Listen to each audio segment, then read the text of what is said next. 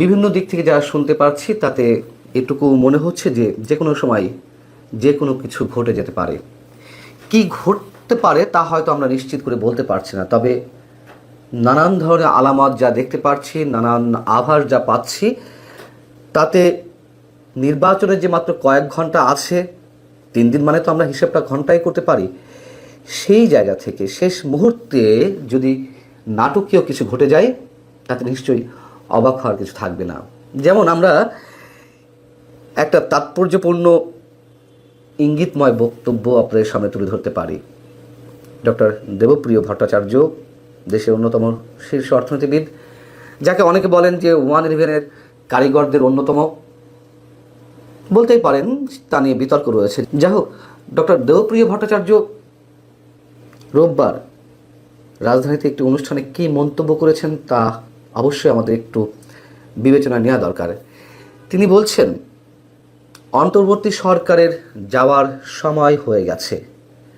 তাদের যতটুকু সংস্কার করার সুযোগ ছিল, যেটুকু সংস্কার করার জায়গা ছিল, যেটুকু বিচার করার জায়গা ছিল, ওনাদের দম ফুরিয়ে এসেছে।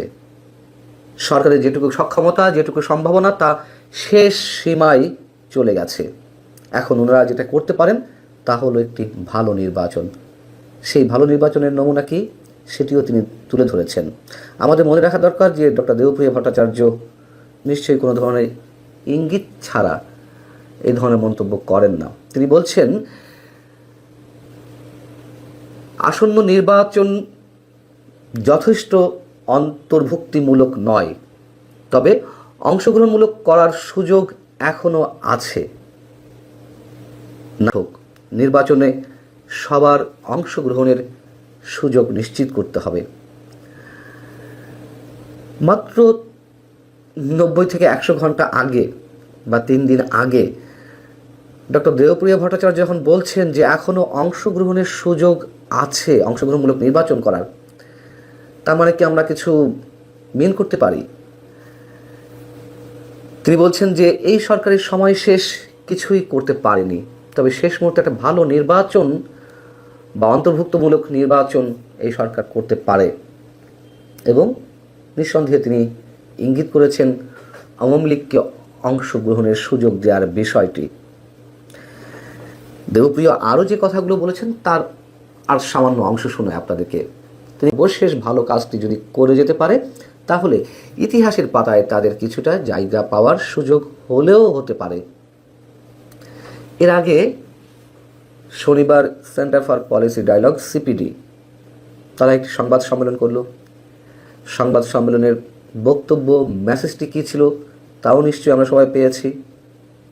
সেখানে 12 ফেব্রুয়ারি অনুষ্ঠেয় জাতীয় নির্বাচন থেকে আওয়ামী লীগকে বাদ দেওয়া হলে এই নির্বাচন অন্তর্ভুক্তিমূলক এবং গ্রহণযোগ্য হবে না আন্তর্জাতিক বিশ্বে। একটি বিশ্বাসযোগ্য, অংশগ্রহণমূলক ও গণতান্ত্রিক নির্বাচন নিশ্চিত করতে হলে সব প্রধান রাজনৈতিক পক্ষ এবং তাদের সমর্থক ভোটারদের অন্তর্ভুক্ত করা জরুরি। তা না হলে নির্বাচনের ফলাফল নিয়ে দেশ বিদেশে প্রশ্ন ওঠার আশঙ্কা থাকবে। আবারও সে প্রশ্ন করি, ডক্টর দেবপ্রিয় ভট্টাচার্য পার্সোনালি নিজের অবস্থান থেকে এই মন্তব্য করছেন রোববার, আর শনিবার তারই প্রতিষ্ঠান বলতে গেলে সিপিডি শনিবার এই মন্তব্য করল। আমি মাত্র কয়েকদিন আগে আপনাদের একটি বিশেষ গোয়েন্দা সংস্থা, মানে দেশের বাইরের একটি বিশেষ গোয়েন্দা সংস্থার প্রতিবেদনের কথা বলছিলাম যে ইলেকশন ইঞ্জিনিয়ারিং হবে। এটি যদি, মানে এটা বিভিন্নভাবে যেভাবে শোনা যাচ্ছে, যদি বিএনপি সেটি উপলব্ধি করতে পারে এবং উপলব্ধি করার পরেও যদি এই নির্বাচনে অংশ নিয়ে থাকে তাহলে সেটি হবে আত্মহত্যার শামিল। ওই প্রতিবেদনে ছিল যে যদি বিএনপি সত্যিই এটি উপলব্ধি করতে পারে তাহলে তারা শেষ মুহূর্তে এসে নির্বাচন বয়কটও করতে পারে। নতুন তফসিল অনুযায়ী নির্বাচন হওয়ার সম্ভাবনা ওই প্রতিবেদনে উল্লেখ করা হয়েছে 30শে জুনের কথা, এবং সেই নির্বাচনে আওয়ামী লীগ সহই সবার অংশগ্রহণমূলক একটা জায়গা থেকে নির্বাচনটি অনুষ্ঠিত হবে। ডক্টর দেবপ্রিয় মতন নাগরিকরা যখন আওয়ামী লীগকে ইঙ্গিত করে কিছু বলেন, আমরা ধরে নিতে পারি বিশেষ কোনো আলামতের প্রেক্ষিতেই তাদের মতো মানুষেরা এই মন্তব্য করছেন। গণভোট নিয়ে যে ষড়যন্ত্র চলছে, ডক্টর আলী রিয়াজের মতন কিছু মানুষ ডিপ স্টেটের প্রতিনিধি হয়ে এখানে খেলছেন।